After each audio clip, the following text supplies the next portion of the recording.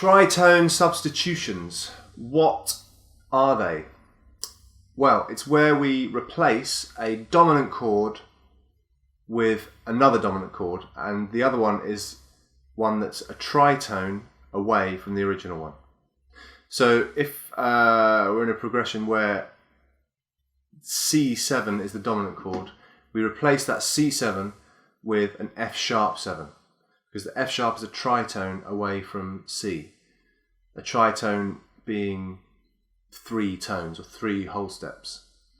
So C up 1 tone to D, 2 to E, 3 to F sharp. So that's what a tritone is. Actually, a tritone is exactly half an octave, incidentally.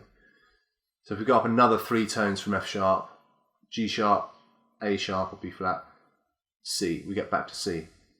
So if we put these into a 2-5-1 context, where the C7 is the dominant chord, it would be as 2-5-1 in the key of F major. So we'd have G minor 7, C7, F major 7. And we'd replace the C7 with the tritone substitution, which is F sharp 7. So the progression would be G minor 7, F sharp 7, F major 7. Now, why do we do that? Well, it basically offers for chordal instruments, piano, guitar, it offers an alternative way through the progression. Sounds quite nice. And from a improviser's point of view, you can use the tritone equivalent over the original chord to offer some tension to be released onto the one chord, obviously. Now, the cool thing about this and why it works so well is because the 3rd and the 7th degrees of C7, the original dominant chord, are the same notes as the 3rd and 7th or 7th and 3rd of the tritone substitution. That's why it works so well. So remember, the 3rd and the 7th are the degrees that best define the nature of a chord. So essentially we're defining it in the same way. But obviously the 1st and the 5th degrees, they're the ones that change. And they're the ones that can offer the dissonance for improvising. So the 1st, obviously, of C7 is C, and the 5th is G. So we wouldn't play those. Instead, we play the 1st and the 5th of F sharp 7, which would be F sharp and C sharp. Now, over a C7 chord, the F sharp is a sharp 11, and the C sharp is a flat 9. It could be, D flat. Another reason it works quite well is that it has the descending chromatic roots. So from G minor, we go down to F sharp 7, and then down again to F major 7. So it's got that descending chromatic bass line, and we can play on that when in a improvising context. The guide tones obviously are the same, the 3rds and the 7ths are the same going through, but we can play on the 1st and the 5th degrees of it as well to offer that tension on the dominant chord. So that's the explanation. Now let's see what it sounds like. Let's hear what it sounds like in the context of a 2-5-1. So I'll set up that 2-5-1 we'll be talking about, the 2-5-1 in the key of F major.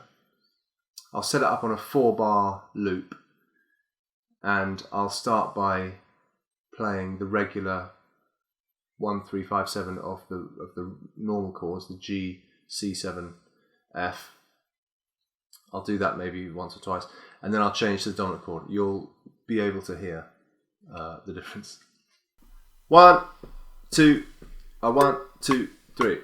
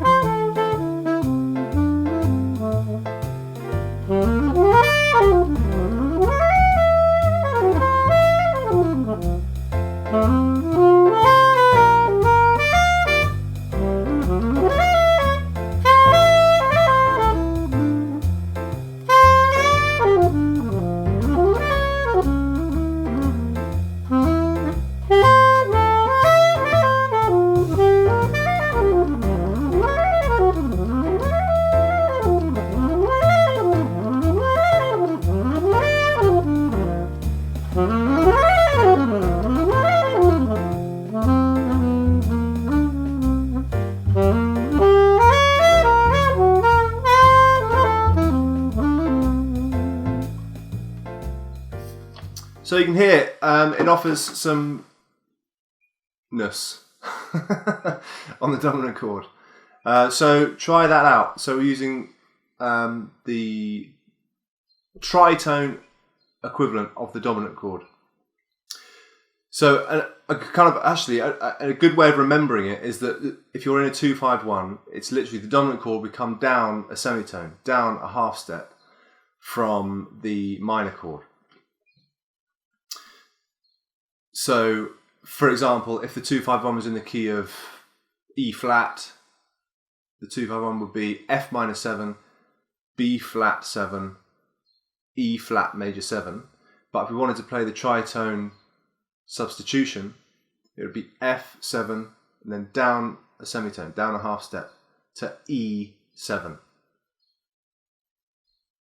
Let's take another one. So 2-5-1 in the key of B would be C sharp minor 7, down a half step, C7, B major 7. If we're in the key of A flat major, the 2-5-1 would be B flat minor 7, A7, A flat major 7. If you're thinking tritone substitutions when you're improvising over it. So try those out.